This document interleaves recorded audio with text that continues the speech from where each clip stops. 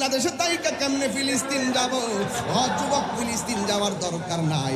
আমি চ্যালেঞ্জ করে বলতে পারি, এই রমজান মাসে যদি কেউ ঘরের মধ্যে বৈশা তাহাজ্জুদের নামাজটা পইরা আমার আল্লাহর কাছে ফিলিস্তিনবাসীর জন্য দোয়া করো, আর আল্লাহকে যদি আমরা এইভাবে বলি, আল্লাহ, ও আল্লাহ গো, তোমার খানে কাবা যেমনি ধ্বংস করতে আসছিল আব্রাহার বাদশা, হুস্তি বাহিনী যখন নিয়ে আইছিল, তখন কিন্তু ওই কাবাগরের প্রত্যুত্তরে যেই মুসলমানরা ছিল, যেই মানুষগুলা ছিল, তারা আল্লাহর কাছে দোয়া করছিল, আল্লাহ আপনার ঘর আপনি রক্ষা করেন।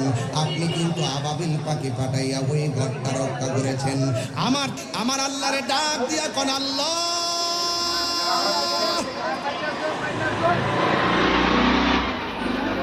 আল্লাহ, ও আল্লাহ গো,